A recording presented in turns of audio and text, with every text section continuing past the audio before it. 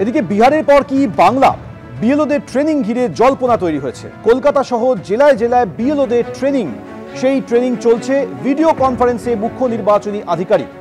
এরকম ট্রেনিং রাজ্যে এই প্রথম, দিল্লিতেও প্রশিক্ষণ। কমিশন বললে রাজ্যেও ভোটার তালিকা সংশোধন হবে।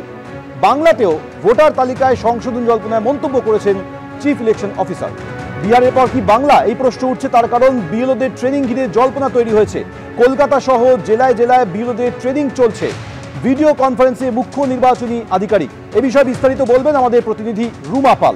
রুমা, দেখো, প্রথমেই বলে রাখি, বিএলওদের নিয়ে ট্রেনিং 3-4 মাস ধরেই চলছে, তবে এই ধরনের ট্রেনিং কিন্তু এবার প্রথম। এবং প্রতিটি রাজ্য থেকে কিন্তু অ্যাসেম্বলি ওয়াইজ 3 জন করে বিএলও তারা বেছে নিয়েছেন, সেইভাবে কিন্তু ট্রেনিং দিল্লিতে চলেছে। এখন কিন্তু চলছে, এই রাজ্যে চলছে, যেটা বলে রাখি যে মালদা ডিভিশনে যেমন কালকে হচ্ছে, আজকে পূর্ব বর্ধমান ডিভিশনে হচ্ছে এবং কালকে কলকাতাতে হবে। তারপর মেদিনীপুর আছে, নর্থ বেঙ্গল রয়েছে। অর্থাৎ প্রত্যেকটা বিএলও যেখানে রয়েছে সমস্ত বিএলওদের নিয়ে ট্রেনিং হচ্ছে। যেহেতু বিএলওরাই কিন্তু একদম পুরো গ্রাসরুট লেভেলে তারা কাজ করেন এবং নির্বাচনী প্রক্রিয়ার সঙ্গে যুক্ত থাকে, ইনফ্রাস্ট্রাকচার থেকে শুরু করে সমস্ত জায়গায় কিন্তু বিএলওদের একটা প্রধান ভূমিকা রয়েছে। সেক্ষেত্রে কিন্তু বিএলওদের নিয়ে এই ট্রেনিং চলছে। এবং সব থেকে বড় কথা, যেহেতু এসআইআর আজকেই কিন্তু বিহারে শেষ হয়েছে, অন্যদিকে 1 আগস্ট হচ্ছে ড্রাফট লিস্ট বেরোবে ভোটার তালিকার, তারপরে 1 সেপ্টেম্বর গিয়ে একদম ফাইনাল লিস্ট বেরোবে। এবং ইতিমধ্যেই কিন্তু অগস্ট মাসেই বাংলায় এসআইআর হওয়ার একটা প্রবল সম্ভাবনা দেখা দিয়েছে। এবং সেক্ষেত্রে অবশ্যই সেই এসআইআর এর ক্ষেত্রে যাতে আগাম কিন্তু এই ধরনের কাজে কিন্তু আরো যাতে এগোনো যেতে পারে, সেক্ষেত্রে কিন্তু এই ট্রেনিং অনেকটাই কাজে আসবে, এমনটাই কিন্তু জানা যাচ্ছে। রুমা, ধন্যবাদ।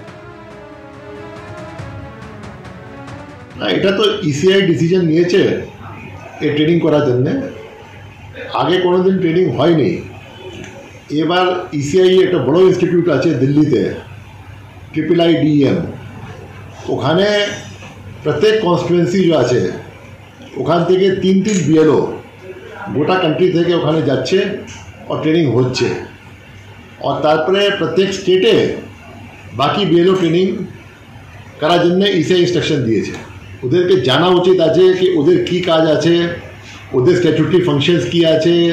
এসআইআর হলে তো এদের যে ট্রেনিং হচ্ছে এটা তো অনেকটা সুবিধা হবে। হ্যাঁ, এসআইআর হবে তো নিশ্চয়ই ওখানে সুবিধা হবেই ট্রেনিং। আর এসআইআর হবে কি না হবে, যে আপনার অ্যাসেম্বলি রিভিশন হয় या কন্ডাক্ট অফ ইলেকশন হয়, ও সময় তো বিএলও অনেক কাজ আছে।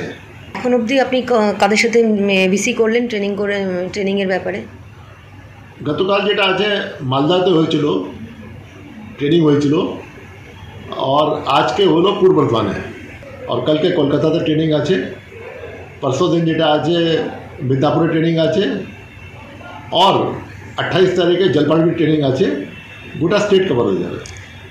এসআইআর কবে হতে পারে এরকম এই বাংলায়?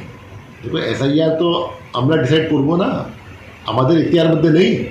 এসআইআর তো ইসিআই ডিসাইড করবে, যখন भी ইসিআই ডিসাইড করবে, নোটিফিকেশন করবে, তারপরে হবে। বিহারে ভোটার তালিকা সংশোধন নিয়ে যখন প্রবল বিতর্ক চলছে, সেই প্রেক্ষাপটে প্রশ্ন উঠে গিয়েছে যে তাহলে বাংলাতেও কি এবার ভোটার তালিকায় সংশোধন হবে? বিএলওদের ট্রেনিং ঘিরে জল্পনা তৈরি হয়েছে। কলকাতা সহ জেলায় জেলায় বিএলওদের ট্রেনিং হচ্ছে। ভিডিও কনফারেন্সে মুখ্য নির্বাচনী আধিকারিক সিও বলছেন যে এরকম ট্রেনিং রাজ্যে এই প্রথম, দিল্লিতেও প্রশিক্ষণ হয়েছে। কমিশন বললে রাজ্যেও ভোটার তালিকা সংশোধন হবে। এরমভাবে একটা উদ্দেশ্য প্রণোদিত ভাবে বিএলওদের ডেকে নিয়ে এসে এটা আমরা যথাযথ মনে করছি না। কেননা নির্বাচন স্বাধীনতোত্তর ভারতে বারে বারে হয়েছে, আমরা বহু নির্বাচন করেছি, আমরা কখনো দেখিনি যে এরমভাবে আলাদাভাবে ট্রেনিং দিয়ে এবং নির্বাচন কমিশন সম্পূর্ণভাবে শাসক দলের অঙ্গুলি হিলনে এইভাবে ভোটারদের নাম বাদ দেয়। এটা দেখিনি আমরা, এটা অভূতপূর্ব। নিজেরা জেতার জন্য ক্যালকুলেশন করে একে দূরে বসে নতুন নাম ঢোকাচ্ছে, আবার রিভিশনের নামে নাগরিকের ভোটাধিকার কেড়ে নিচ্ছে। এটা অগণতান্ত্রিক, এটা নিন্দনীয়, এটা বিরোধী পক্ষ, বিশেষভাবে আমরা সর্বভারতীয় তৃণমূল কংগ্রেস মানছি না।